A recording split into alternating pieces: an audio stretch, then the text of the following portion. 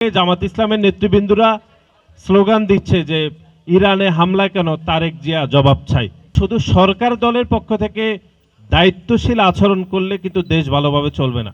আমাদের বিরোধী দলকে আসলে দায়িত্বশীল হতে হবে। আসলে ইফতারের আগে কথা বলার সময় একদমই নেই। আমি শুধু আজকে আমাদের জন্য একটা গুরুত্বপূর্ণ এবং একটা খুবই কষ্টের দিন। আমাদের মুসলিম বিশ্বের একজন সর্বোচ্চ নেতা, যিনি মুসলিম বিশ্বের নেতৃত্ব দিয়েছিলেন, তিনি আজকে রাতে তিনি শহীদ হয়েছেন।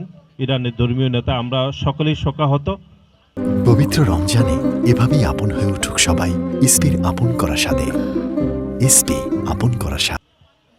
আমরা এই 5 আগস্টের পরে থেকে আপনারা সকলেই জানেন যে বাংলাদেশে অত্যন্ত একটা ইতিবাচক রাজনীতি চলমান রয়েছে। বিশেষ করে আপনারা জানেন যে এবারের নির্বাচনের পরে আমাদের যিনি এখন প্রধানমন্ত্রী দায়িত্ব পালন করছেন জনাব তারেক রহমান, বিরোধী দলের 2জন বিরোধী দলে যারা নেতা রয়েছেন তাদের বাসায় গিয়েছেন এবং গতকালও জামাতে ইসলামের ইফতারে উনি শরিক হয়েছেন।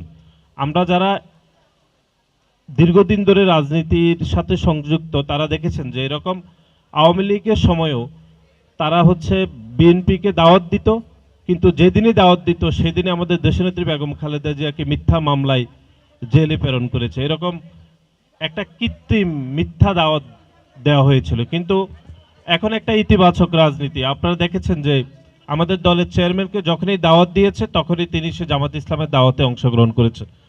এখন শুধু ইতিবাচক রাজনীতি, শুধুমাত্র সরকার দলের পক্ষ থেকে আসলে যদি প্রত্যাশা করে তাহলে শুধু ভুল হবে। আপনারা দেখেছেন যে আজকে ইরানের হামলার প্রতিবাদে জামাত ইসলাম যে বিক্ষোভ মিছিল করেছে, সেই বিক্ষোভ মিছিল থেকে জামাত ইসলামের নেতৃবৃন্দরা স্লোগান দিচ্ছে যে ইরানে হামলা কেন, তারেক জিয়া জবাব চাই।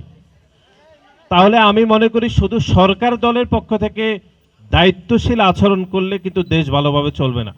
আমাদের বিরোধী দলকে আসলে দায়িত্বশীল হতে হবে। এরকম গতানুগতিক গুণে দ্বারা যে রাজনীতি, সেটি থেকে এখনকার যারা বিরোধী দল তাদেরকে বেরোয় আসতে হবে, নতুবা নতুন প্রজন্ম আসলে বিভ্রান্ত হয়ে যাবে।